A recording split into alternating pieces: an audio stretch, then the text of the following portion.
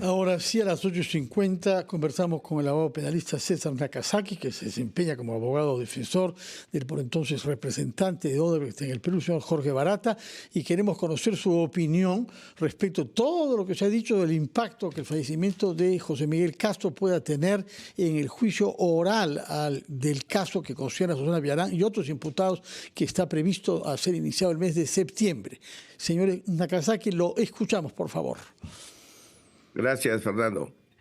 Respecto a la importancia que tendría en el juicio, me genera un primer comentario que tantos años no se haya celebrado un acuerdo de colaboración eficaz si se trata de un colaborador muy valioso, porque se supone que si hay un elemento, una herramienta valiosa, la Fiscalía busca asegurar esa herramienta y es a través del acuerdo de colaboración eficaz. Ese es un primer punto.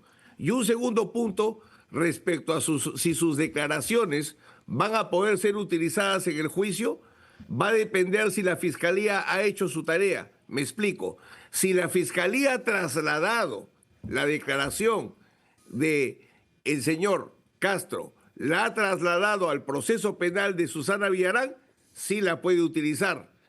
Pero si la declaración sigue en el procedimiento de colaboración eficaz, no la va a poder utilizar. Correcto. Doctor porque Nakazaki. la ley dice que... Dale, Mávila. Sí, no, lo interrumpo justamente por ello, que era una pregunta que también le hacíamos al doctor Campos. Ahora, en principio, desdoblo la pregunta. Una, ¿de quién es la responsabilidad? ¿Es solo de la Fiscalía o también la defensa? Hemos escuchado al Ministerio Público, a sus representantes decir que el señor Castro en su momento cambió en reiteradas oportunidades de abogado y que eso hizo difícil concretar el acuerdo. Y lo otro es, cuando usted dice que hayan hecho su trabajo, me refiero a que se puede utilizar las pruebas que haya podido conseguir la Fiscalía a partir de lo declarado por él. Pero la declaración en sí misma, ¿se puede utilizar la declaración? Y le pregunto esto por la autoridad, es decir, ¿quién autoriza el uso de ese testimonio nuevamente? Correcto. Respecto a la primera parte, ¿quién es el responsable que se celebre un acuerdo de colaboración eficaz? El primer responsable es la Fiscalía, porque esto es una herramienta de investigación y quien tiene el interés y la obligación de probar el delito es el fiscal. Más allá si el abogado contribuye o no, pero el fiscal tiene los poderes legales para sacar adelante su colaboración eficaz. Y en cuanto a lo que se pueda utilizar, hay que diferenciar la declaración del aspirante y otras pruebas que se hayan obtenido, como documentos, por ejemplo. Todas las pruebas que se obtienen en la colaboración eficaz pueden ser utilizadas, pero la declaración del aspirante no, porque la ley señala que si no hay acuerdo de colaboración eficaz, la declaración se tiene como inexistente, como si nunca hubiera existido. Se dice, por ejemplo, que el señor Castro hizo revelaciones respecto de un circuito financiero en el Principado de Andorra, que conocemos funcionaba, no sé si sigue funcionando como un paraíso fiscal, y que habrían aportado documentos para confirmar sus afirmaciones. ¿Está usted informado sobre esta parte de la contribución hecha por el señor Castro? Es importante lo que señalas, Fernando, porque ya existiendo una acusación y estando a puertas de iniciar el juicio oral, todas las armas ya se demostraron en la acusación.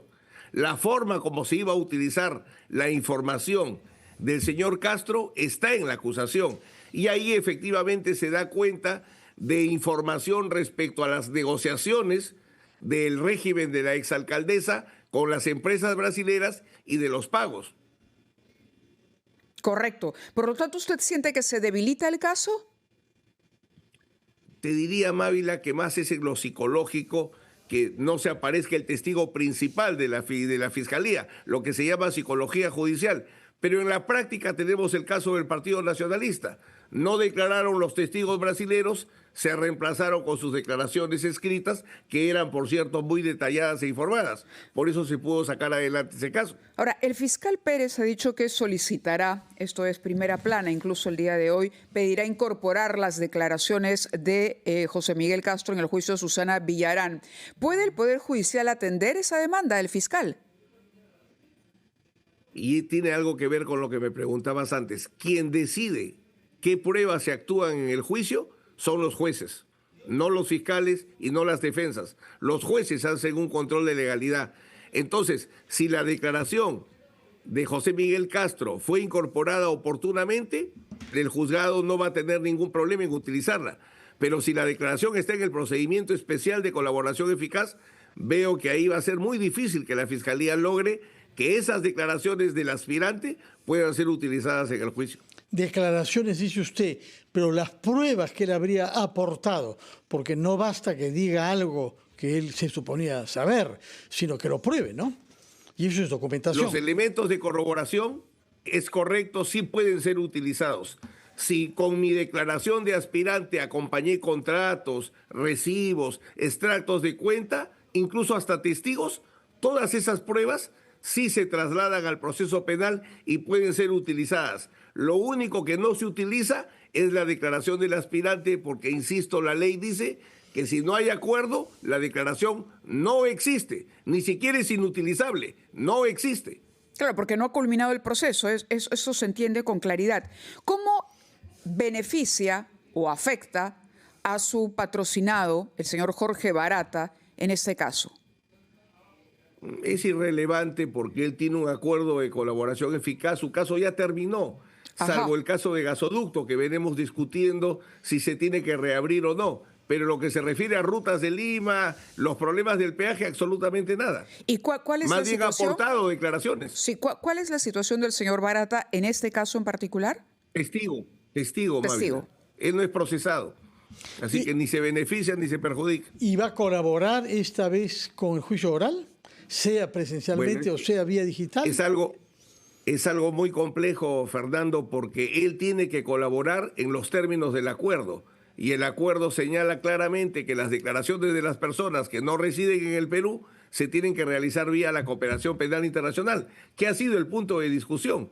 Él ha dado más de 90 testimoniales. ¿Por qué no daría 91 o 92? Lo que pasa es que en el caso del Partido Nacionalista hubo el impasse de quererlo obligar a que declare presencialmente. Y eso no dice el acuerdo. Hay información que ha trascendido, que habría ofrecido el señor Castro en el sentido de la ruta del dinero que se depositó en unas cuentas de Andorra, que tenía el objetivo justamente de financiar la campaña para la no revocatoria de la señora Villarán. ¿Eso tiene alguna, participación por parte de Odebrecht en eso? Odebrecht en su momento Sí. Aportó toda la información sobre el caso vinculado a la exalcaldesa. El problema era OAS, no Odebrecht. Odebrecht brindó toda la información hace tiempo. Y el mejor ejemplo es que está en la acusación. Correcto, la acusación se arma con la información simplemente de Odebrecht. al no conocer el total del expediente, por eso le digo. Es decir, en el caso de Odebrecht está probado y demostrado que el dinero ingresó a cuentas, de pronto, que tenían como destino financiar la campaña de la no revocatoria. Eso ya es un hecho consumado. Sí, definitivamente, porque claro, que quien determina si se ha aprobado algo o no es el fiscal y el juez. Claro. Odebrecht cumplió con brindar toda la información respecto a la financiamiento de campaña para cuando se discutía el no. Toda la información que se pidió se ha dado y ha servido porque ha sido utilizada en la acusación. Señor Nakasaki, ¿sabe usted si el interlocutor de Odebrecht para todos estos pagos ilegales era exclusivamente el señor Castro o hay otras personas vinculadas a la municipalidad de la época o al entorno de la alcaldesa que estaban igualmente al corriente de lo que Odebrecht hacía? Deduzco, Fernando, y resalto deduzco, yo no he participado en ese tiempo, pero deduzco que había más personas porque recuerdo muy claro el ejemplo de Fabre. Recordarás que la alcaldesa dice, no lo podíamos contratar a Fabre porque era muy costoso. Y a los 5 días, aparece participando en su campaña. Entonces sí, creo que hay más personas y hay algo que sí es importante. Siempre he tenido la impresión que en el caso de Rutas de Lima, todo lo vinculado a la alcaldesa, no necesariamente están todos los que deberían estar, empresarios fundamentalmente por el lado de OAS y funcionarios de la municipalidad. No creo que todo se reduzca a la alcaldesa y a su exgerente. Eso quiere decir que habrán beneficiados con la muerte del señor José Miguel Castro. Sí, porque si la hipótesis es correcta, la investigación no era completa, la pérdida de la principal fuente de información no va a ayudar jamás a completarla. Y vuelvo a insistir, es bien difícil que solo sea la alcaldesa y su gerente. De hecho, que tuvo que haber más protagonistas por el lado de la alcaldesa, pero eso, bueno, no se desarrolló en la investigación. Muy bien, muchísimas gracias, doctor Nakazaki. Retenemos que usted cree que algunas declaraciones del señor Castro no podrán ser tomadas en consideración desde el juicio oral, pero sí los documentos y las pruebas que él ha presentado. Muchísimas gracias por su presencia y por sus explicaciones jurídicas. Muy buenos días, señor Nakazaki. Gracias, Buenos doctor. días, gracias. Buenos días.